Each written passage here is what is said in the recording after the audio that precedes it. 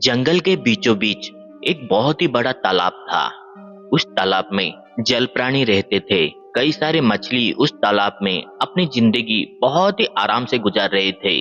मछली सारा दिन उस तालाब में फुदकते रहते थे और कछुए उस तालाब में डुबकी लगाते थे।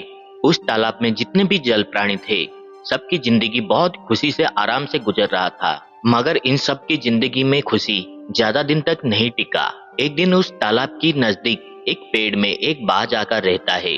बाज बहुत ही बूढ़ा हो गया था। उसमें इतना ताकत नहीं था कि वो बड़े बड़े जानवरों का शिकार करके खा सके।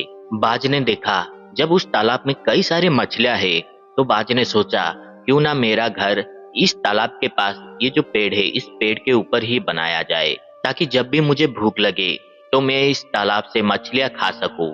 ये सोचकर बाज उस पेड़ के ऊपर बैठा रहा। जब भी उसे भूख लगता तो वो उस पेड़ से नीचे उतरकर तालाब से एक एक मछलियां उठाकर लेकर खाता था। बाज की जिंदगी आराम से गुजरने लगा। मगर उस तालाब में जितने भी मछलियां थे, मछलियों की संख्या कम होने लगा। सारे मछलियां उस तालाब में जितने भी मछलियां थे, सब परेशान थे। सारे मछलियों ने सोचा अगर ऐसा ही चलता रहा तो एक दिन इस तालाब में जितने भी मछलियां हैं सब मर जाएंगे, सब बाज का आहार बन जाएंगे। कुछ तो करना पड़ेगा। ये सोचते हुए सारे मछलियां कछुए के पास गए और कहने लगे, आप ही हमें बचा सकते हैं, कुछ तो कीजिए, नहीं तो हम एक एक करके मर जाएंगे। मछलियों की बातें सुनकर कछुआ कहने लगा, अरे बाबा नहीं नहीं, कौन भला बेवकूफ है जो बाज से टक्कर लेगा। बाज से तो मुझे भी डर लगता है। फिर सारे मछलियां मेंढक के पास गए, मेंढक को भी सहायता मांगे। मगर मेंढक भी क्या कर सकता था, वो भी इन सारे मछलियों को मना कर दिया।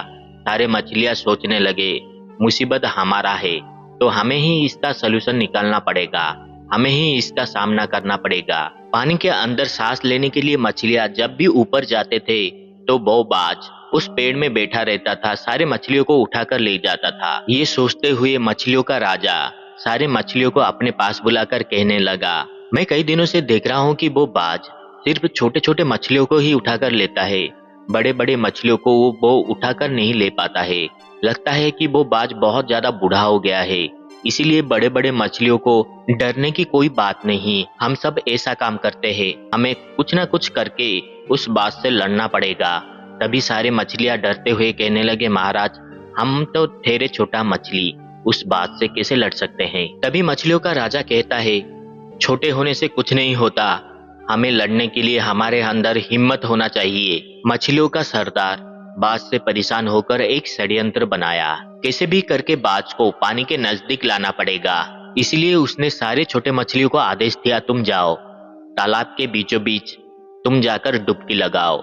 जैसे ही वो बाज तुम सबको देखकर तालाब के बीचों बीच तुम्हें पकड़ने के लिए आएगा, तभी तालाब में जितने भी बड़े बड़े मछलियां हैं, सब एक साथ उस बाज के ऊपर कूदना और अपने सारे जोर लगाकर उस बाज को पकड़ लेना।